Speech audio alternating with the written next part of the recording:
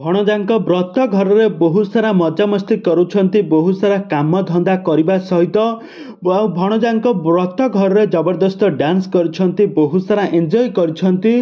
Odia serial ଜଗତର popular hero ଯିଏକି ଜଗଜିତ ପାଲ। ତ ବର୍ତ୍ତମାନ ସମୟରେ ଜଗଜିତ ପାଲ ଅନୁରାଧା ସିରିଏଲରେ ଲିଡ୍ ହିରୋ ଭାବରେ ରାଜ କ୍ୟାରେକ୍ଟରରେ ଅଭିନୟ କରୁଛନ୍ତି। ତ ଗତ ଦିନମାନଙ୍କରେ ସୋସିଆଲ ମିଡ଼ିଆରେ ଯାହା ଚର୍ଚ୍ଚା ହେଉଥିଲା କି ଜଗଜିତ ପାଲ ଏହି ସିରିଏଲଟିକୁ କିଛି ଦିନ ପାଇଁ ଛାଡ଼ିଦେବେ। ତ ଏହି ସିରିଏଲଟିକୁ ବର୍ତ୍ତମାନ ସମୟରେ ସେ ଛାଡ଼ି ଦେଇଛନ୍ତି ଆଉ ଛାଡ଼ିକି ସେ ବର୍ତ୍ତମାନ ସମୟରେ ତାଙ୍କର ଭଣଜାଙ୍କର ବ୍ରତ ଘରକୁ ଯାଇଛନ୍ତି ଆଉ ସେଠାରେ ବହୁତ ସାରା ଡ୍ୟାନ୍ସ କରୁଥିବାର, ବହୁତ ସାରା ମଜାମସ୍ତି କରୁଥିବାର, ସମୟ ବିତାଉଥିବାର ନଜରରେ ଆସିଛନ୍ତି।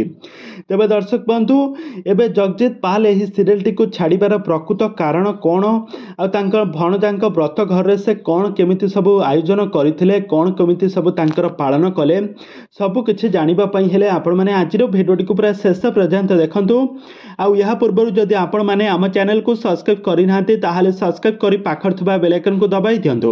ଦର୍ଶକ ବନ୍ଧୁ, ଆପଣମାନେ ତ ପ୍ରତ୍ୟେକ ଦିନ ତରଙ୍ଗ ଟିଭିରେ ପ୍ରସାରିତ ହେଉଥିବା ଅନୁରାଧା ସିରିଏଲଟିକୁ ପ୍ରତ୍ୟେକ ଦିନ ଦେଖୁଥିବେ ଆଉ ଏଥିରେ ଲିଡ୍ ହିରୋ ଭାବରେ ଅଭିନୟ କରୁଥିବା ଜଗଜିତ ପାଲକୁ ଆପଣମାନେ ସମସ୍ତେ ଜାଣିଥିବେ ଆଉ ତାଙ୍କର ଆକ୍ଟିଂକୁ ଆପଣମାନେ ବେଶ୍ ପସନ୍ଦ ମଧ୍ୟ କରୁଥିବେ।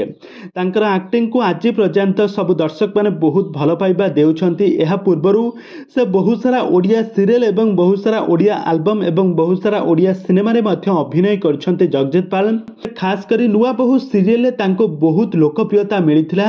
ଦୀର୍ଘ 5ରୁ 7 ବର୍ଷ ଏହି ସିରିଏଲରେ ସେ ସ୍ୱାତି କ୍ୟାରେକ୍ଟରରେ ଅଭିନୟ କରିଥିଲେ ଆଉ ତାଙ୍କ ବିପକ୍ଷରେ ରାଧିକା କ୍ୟାରେକ୍ଟରରେ ମଧ୍ୟ ଅଭିନୟ କରିଥିଲେ ଜଣେ ଜବରଦସ୍ତ ହିରୋଇନ୍।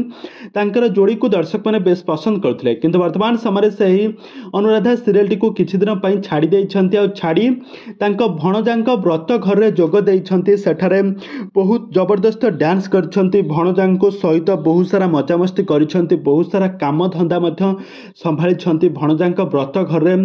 ବହୁତ ସାରା ଓଡ଼ିଆ ସେଲିବ୍ରିଟି ମାନେ ମଧ୍ୟ ସେଠାରେ ଆସି ପହଞ୍ଚିଥିଲେ, ତାଙ୍କୁ ବହୁତ ସାରା ସମ୍ମାନର ସହିତ ତାଙ୍କର ସବୁ ବୁଝାସୁଝା କରିଥିଲେ, ଏମିତି ସବୁ କିଛିର କାମ ଧନ୍ଦା କରିଥିଲେ ଭଣଜାଙ୍କ ବ୍ରତ ଘରେ।